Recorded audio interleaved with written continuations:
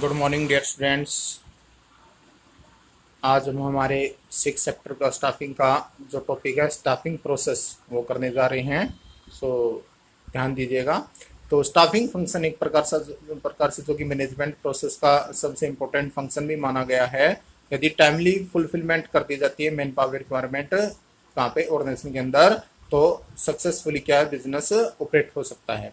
सो इस प्रकार की जो रिक्वायरमेंट है भाई अराइज होती है किस केस में, जहाँ पे स्टार्टिंग कोई भी बिजनेस या एंटरप्राइजेस शुरू की जा रही है तो वहाँ पे रिक्वायरमेंट का बहुत ज़्यादा अधिक इम्पोर्टेंस होनी शुरू हो जाती है।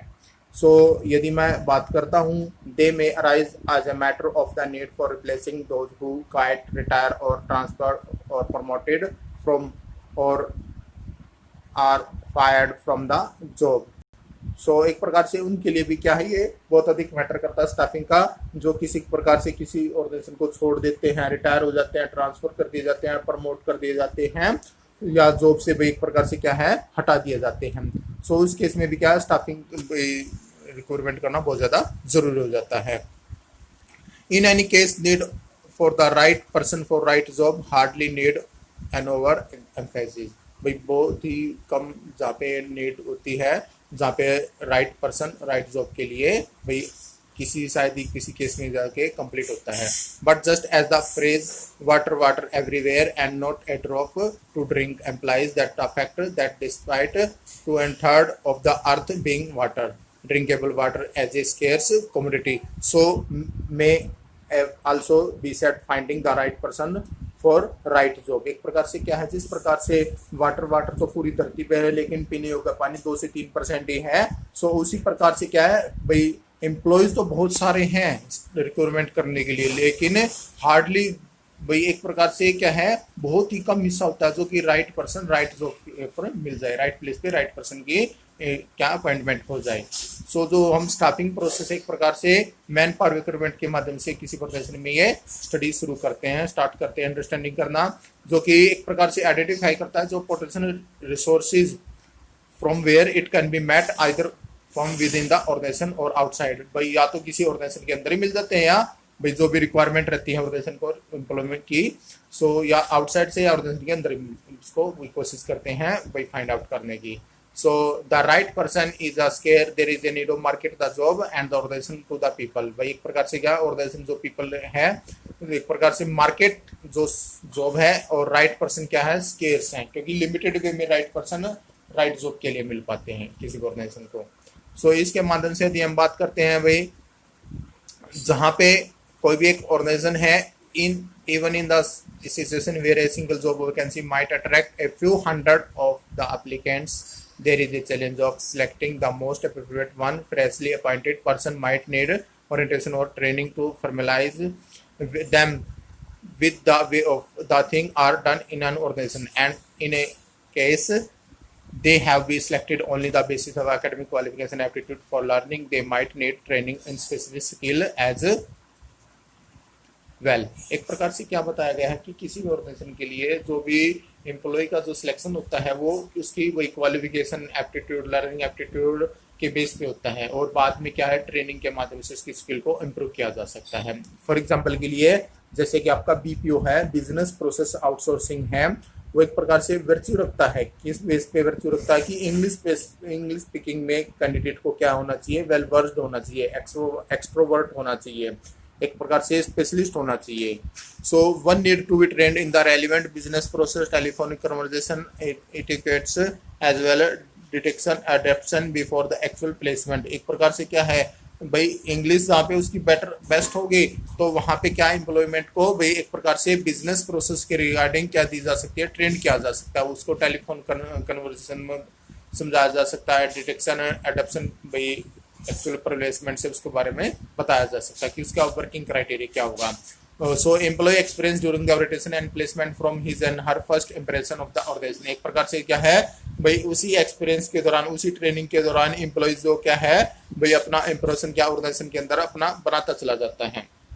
Even whilst of the job, the employees needs training for upgradation of the knowledge and skill and preparation for the higher responsibility। So staff training and development is another important as aspect of the staffing process। भाई हमारा staff training जो development है भाई एक प्रकार से दूसरा important क्या है, एस्पेक्ट्स है किसका भाई, स्टाफिंग, स्टाफिंग डेवलपमेंट का एक प्रकार से क्या है इम्पोर्टेंट जो एस्पेक्ट है स्टाफिंग प्रोसेस। तो इसके बारे में थोड़ा सा भी पॉइंटों को देखते हैं। सबसे पहला पॉइंट है स्टाफिंग प्रोसेस का estimating the main power requirement. एक प्रकार से क्या है किसी भी ऑर्गेनाइजेशन के स्ट्रक्चर के लिए हमें सबसे पहले क्या है डिजाइनिंग करना पड़ेगा, कि हमें एनालाइज करना पड़ेगा डिसीजन मेकिंग लेवल के बेस पे कि किस प्रकार के हमें भाई एम्प्लॉय की रिक्वायरमेंट है, किस प्रकार से हमें ऑर्गेनाइजेशन के स्ट्रक्चर के लिए पोजीशन की रिक्वायरमेंट है। सो उसके बेस पे क्या है एक activities as well as relationship among the view of evaluating horizontal and vertical dimension of the structure, and thus various job positions are created. Clearly performance of each job necessity the appointment of a person a specific set of the educational qualifications, skill, prior experience and so on। यानी एक प्रकार से क्या हम requirement को किसी organisation के अंदर किस प्रकार से स्ट्रक्चर में लेके आ सकते हैं, जहाँ पे हम ये देखेंगे कि वेरियस डिपार्टमेंट्स के अंदर वेरियस पोस्ट के ऊपर भाई किस किस प्रकार के पर्सन की रिक्वायरमेंट है, उनकी भाई उस पोस्ट को भाई क्वालिफिकेशन, स्किल्स और एक प्रकार से जो क्या कहते हैं भाई हम एक्सपीरियंस के बेस पे कैंडिडेट को क्या करेंगे भाई उनकी परफॉर्मेंस के बेस पे जॉब को क्रिएट कर देंगे। So understanding manpower requirement is not merely matter of the knowing how many person we need but also what type। यानी ये जरूरी नहीं कि हमें कितने प्रकार की रिक्वायरमेंट की मैन पावर की जरूरत है, लेकिन क्या इसमें जरूरत और चाहिए कि किस टाइप के पर्सन की हमें कितनी मात्रा में जरूरत है। Given that we need to encourage women, person from backward communities and person with a specific abilities such as physically challenged but visually and heard impaired to assume responsible position in our organization। यानी हमारे organisation के अंदर हम भाई क्या है women जो कि बहुत भाई बैकवर्ड हैं, एरिया से रिलेटेड है, या जो फिजिकली हैंडीकैप्ड हैं, या भाई जो हेयर एम्पेयर्ड है, उनको भी के अंदर वही क्या है रिस्पॉन्सिबल जगह देने की कोशिश करनी चाहिए। So redefine man power requirement accordingly है। सो एक प्रकार से वर्कफोर्स जो है एनकरेज करना चाहिए उसके रिगार्डिंग, और ऑर्गेनाइजेशन के अंदर उनके लिए जरूर हमें प्लेसमेंट देना चाहिए। So operationally understanding the man power requirement would necessitate workload analyze on the one hand and workforce analyze on the other hand। Workload analysis would be enable the assessment of the number and types of the human resource necessary for the performance of various job and accomplishment of the organization objective। Workforce analysis would reveals the number and type of the available। एक प्रकार से क्या भाई हर एक organisation के लिए भाई staff का रिक्वायरमेंट जो डिफरेंट टाइप के ऊपर अवेलेबल है उसको वर्कफोर्स के बेस पे एनालाइज करना चाहिए, और जो ऑर्गेनाइजेशन ऑब्जेक्टिव है उसको कंप्लीट करने के लिए वेरियस टाइप की जो जॉब डिटरमाइन की गई है ऑर्गेनाइजेशन के अंदर उसको भी क्या करना चाहिए एक बेटर कंसेप्ट के माध्यम से, बेटर एक सिस्टम से भाई स्टाफ की क्या करनी चाहिए रिक्वायरमेंट करनी चाहिए।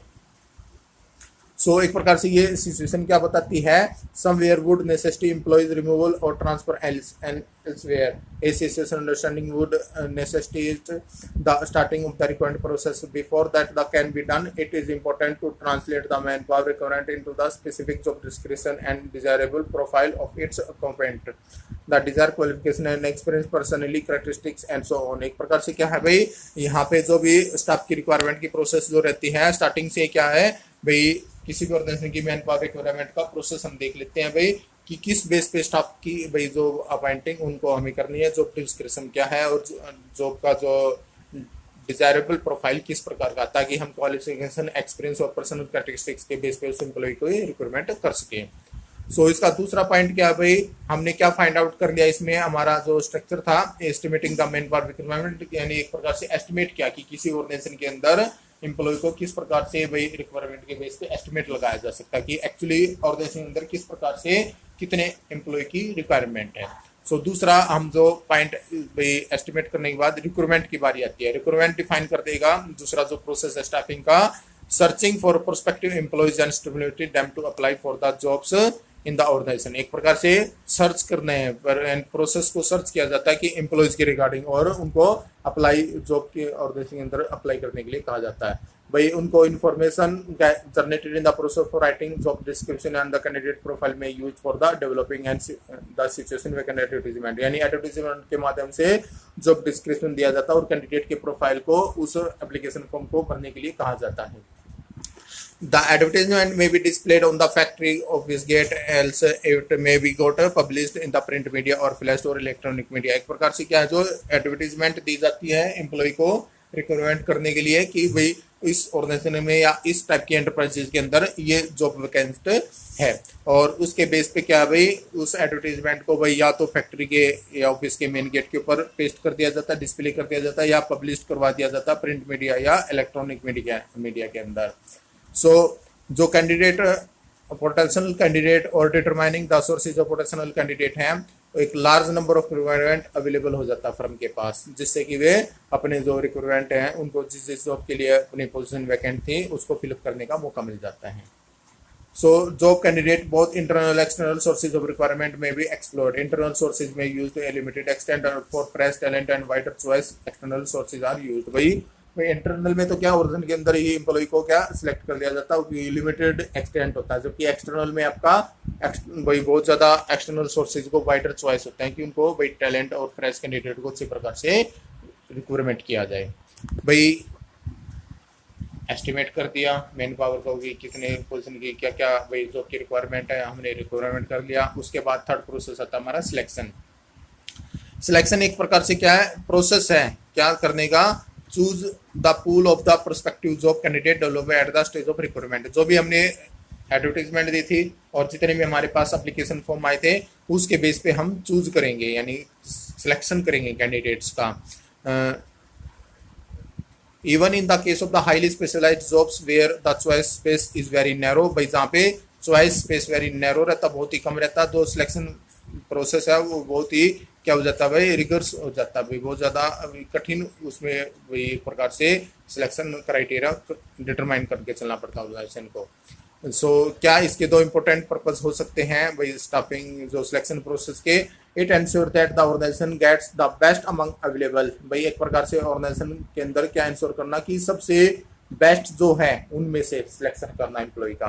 दूसरा क्या, it enhance the self esteem and prestige of those selected and conveys to them seriousness with the things are done in the organisation. एक प्रकार से क्या है, जो भी कैंडिडेट का सिलेक्शन किया जाता है उनको बताया जाता है कि उनको भाई किस प्रकार से प्रेस्टीज और सेल्फ एस्टीम के तहत भाई सीरियसनेस होकर के उनको ऑर्गेनाइजेशन के अंदर काम करना है। सो एक प्रकार से the rigours involves a host of test and interview describe the latter those who are able to successfully negotiate the test and the interview are offered an employment contract, a written documents containing the offer of the employment and test and condition and the date of the joining। एक प्रकार से क्या selection के तहत ही क्या भाई candidate को भाई उसका एज ए टेस्ट और इंटरव्यू भी लिया जाता है बाद में उसका एप्लीकेशन या प्रोसेस होने के बाद, और उसके बाद सक्सेसफुली नेगोशिएबल उसके डॉक्यूमेंट्स की चेकिंग होती है, उसका इंटरव्यू लिया जाता है और उसके भाई जो भी रिटन डॉक्यूमेंट्स हैं वो भी ऑफर किए जाते हैं एम्प्लॉयमेंट के माध्यम से। उसके बाद उसको भाई टर्म एंड कंडीशन बताने के बाद डेट ऑफ ज्वाइनिंग का अपॉइंटमेंट लेटर दिया जाता है। फिर इसके बाद भाई हमारा फोर्थ है placement and orientations. Joining a job marks the beginning of the socialisation of the employees at the work place. The employees is given a brief presentation about the company and is introduce to his superior subordinates and the colleagues. एक प्रकार से क्या है भाई placement और orientation में क्या आता है भाई जो भी सोशलाइजेशन है एम्प्लॉयज का वो वर्क प्लेस के बेस पे जॉब मार्क्स करते हैं, जहाँ पे एम्प्लॉयज को क्या है अपने बारे में प्रेजेंटेशन कंपनी के बारे में दिया जाता है, उसकी सीनियर्स और सबऑर्डिनेट्स और कॉलेजेस के माध्यम से क्या है उसको भाई प्लेसमेंट करवाया जाता है एम्प्लॉय को।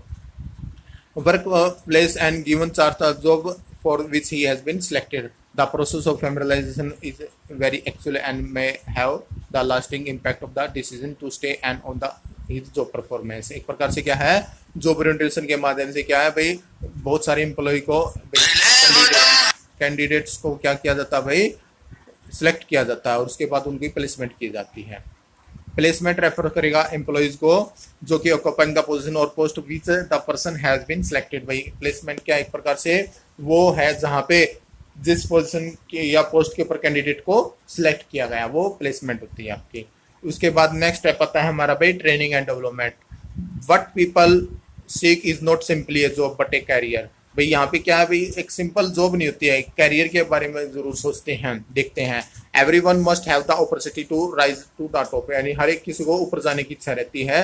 The best way provide the such an opportunities facility employees learning, भाई किसी भी एम्प्लॉय को यदि अच्छी अपॉर्चुनिटी देनी है या अच्छा करियर देना है तो उसको भाई एम्प्लॉय को लर्निंग की फैसिलिटी जरूर दी जानी चाहिए। ऑर्गेनाइजेशन क्या है भाई, have either in house training centre और forged alliance with training and educational institute to ensure the continuing learning of their employees। एक प्रकार से क्या है, एम्प्लॉयज को ट्रेनिंग सेंटर के माध्यम से या किसी एजुकेशनल के इंस्टीट्यूट के माध्यम से क्या उनको लर्निंग की ट्रेनिंग दी जाती है, और ऑर्गेनाइजेशन का इसका बेनिफिट भाई एज ए बहुत ज़्यादा मिलता है। If employees motivate is high, their competencies are strengthened and their performance better and thus contribute the more organization effectiveness and efficiency। भाई यदि एम्प्लॉय ज़्यादा हाईली मोटिवेटेड रहता है लर्निंग प्रोग्राम से या ट्रेनिंग से, तो कैंडिडेट क्या भाई ऑर्गेनाइजेशन के अंदर बहुत ही अपना अच्छा कंट्रीब्यूशन दे सकता है उसकी एफिशिएंसी और इफेक्टिवनेस के माध्यम से।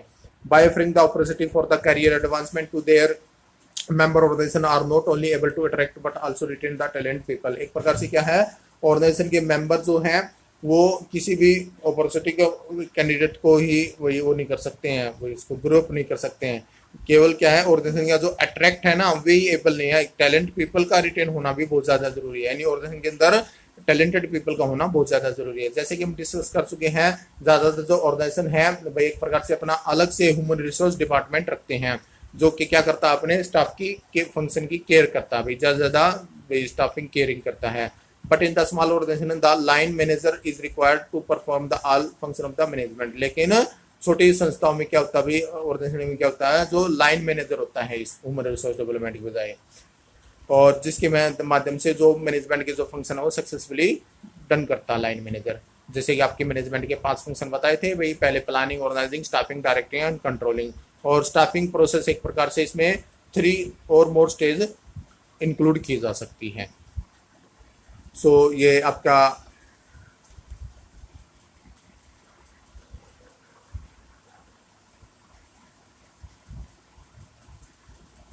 फिर अभी आपका परफॉर्मेंस अप्रेजल। परफॉर्मेंस अप्रेजल में क्या था भाई, एम्प्लॉयमेंट भाई एक प्रकार से क्या है, पीरियड ऑफ ट्रेनिंग और एक प्रकार से उनकी लर्निंग प्रोग्राम के बाद भाई जैसे वो अपना कार्य करने के लिए भाई जो भी ऑर्गेनाइजेशन का ऑब्जेक्टिव है उसको अचीव करने के लिए अवसर होते हैं, तो उसके बेस पे उनका क्या देखा जाता है भाई, परफॉर्मेंस एवेल्युएट किया जाता है, एक प्रकार से मूल्यांकन किया जाता है उनकी परफॉर्मेंस ऑर्गेनाइजेशन अंदर कैसी है भाई, जॉब डिस्क्रिप्शन के बेस पे उनका एवेल्युएट परफॉर्मेंस की जाती है। जो भी ऑर्गेनाइजेशन है फॉर्मल और informal means appraising their employees performance. Performance appraisals means evaluating and employees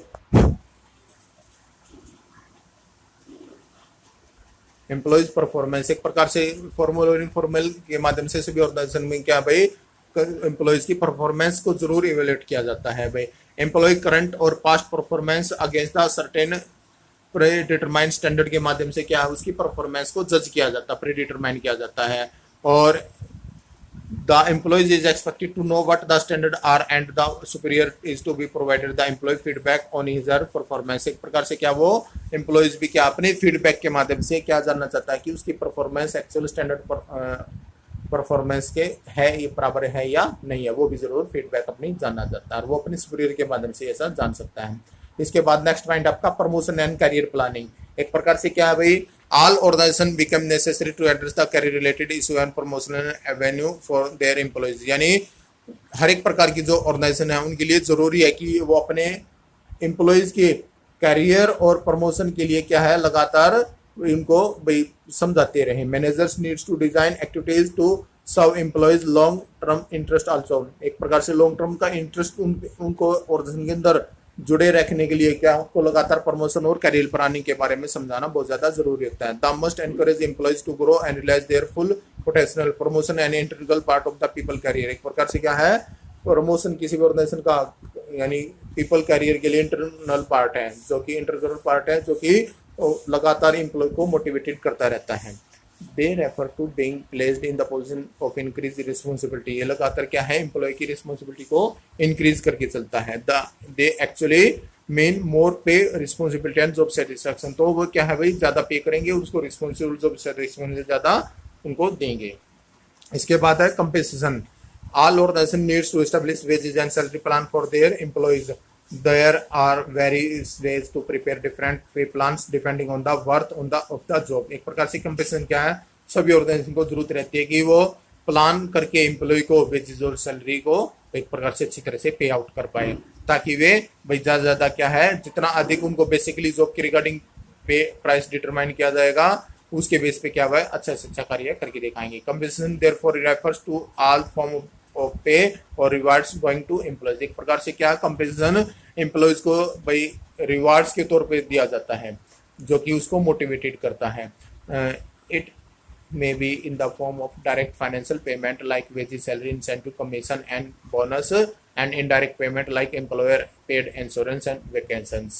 एक प्रकार से क्या है भाई, फाइनेंशियल पेमेंट जो कि डायरेक्ट उसको पे की जाती है वो तो आपका wages, salary, incentive, commission and bonus etcetera, और जो इनडायरेक्ट है जो कि एम्प्लॉय का इंश्योरेंस दे दिया, कोई वेकेशंस दे दिया, तो वो क्या है इंडायरेक्ट है। जो ये दोनों ही चीज क्या है लगातार एम्प्लॉय को मोटिवेटेड करती रहती हैं।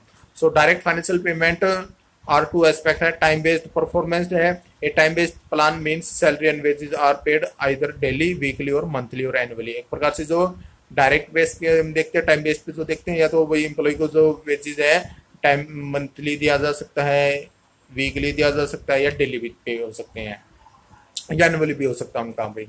Performance based plan means salary wages are paid according to piece work. एक प्रकार से यानी वर्क की परफॉर्मेंस के बेस पे वेजेस या सैलरी दिया जा सकता है दूसरे टाइम में। For example a worker may be paid according to the number of units produce by him, यानी एक प्रकार से क्या है, किसी वर्कर को जो पेड अमाउंट वो नंबर ऑफ यूनिट्स जो भी प्रोड्यूस कर रखे उसने ऑर्गेनाइजेशन के अंदर उसके बेस पे दी जा सकती है। एक प्रकार से many method calculate the compensation under the various incentive plan to rewards performance. एक प्रकार से अलग अलग के रिवार्ड्स प्लान के तहत डिफाइन किए गए हैं। सर्टेन पे plans can be created which are combination of time based pay plus incentive of higher performance। एक प्रकार से हायर परफॉर्मेंस के बेस पे प्लस इंसेंटिव बेस पे कॉम्बिनेशन बना करके पेमेंट की जा सकती है। सो यहाँ पे यदि हम देखते हैं एक प्रकार से एम्प्लॉयज के बेनिफिट के लिए फाइनेंशियल इंसेंटिव और बोनस और एम्प्लॉयज बेनिफिट के लिए चीजें बहुत ज्यादा जरूरी है, ताकि एम्प्लॉयज ज्यादा ज्यादा क्या मोटिवेटेड हो सके। एक प्रकार से there are some factor also which influence design of the any pay plan like legal, labour law, union, company policy and equity. एक प्रकार से बहुत सारी जो हैं इफेक्टेड करते हैं जो पे प्लान्स को, जो कि लीगल लेबर लॉ हो गया आपका, union, company policy and equity हो गया, ये सब कुछ से क्या है पे प्लान के अंदर आते हैं, और जो कि एम्प्लॉय को पे करने होते हैं कंपनी के। सो एक प्रकार से जो माइंड में रखने की क्या बात है भाई, सप्लाई और डिमांड जो स्पेसिफिक स्किल है, labour market, management of rate, labour market condition, legal and political consideration, company image and policy, human resource planning, cost, technological development, जर्निंग, इकोनॉमिक, इन्वायरमेंट, क्या है ये सभी ऐसे प्लान है जो रिक्रूटमेंट, सिलेक्शन और ट्रेनिंग के माध्यम से एम्प्लॉय को किसी न किसी फॉर्म में क्या है इफेक्टेड जरूर करते हैं, और जो कि मार्केट के अंदर भाई जो पे प्लान है ऑर्गेनाइजेशन का वो डिटरमाइन करके चलते हैं। लेकिन ये सब कुछ पॉइंट अपने माइंड में रखना बहुत ज्यादा जरूरी होता है। सो एस्पेक्ट्स ऑफ स्टाफिंग हम भाई एक प्रकार से कल देखेंगे। आज आपका लेक्चर यहीं तक है, इसको एक बार थोड़ा सा भाई जरूर देखिएगा, और यदि किसी प्रकार के कोई डाउट्स आए तो जरूर क्यूरीज कीजिएगा। Thank you.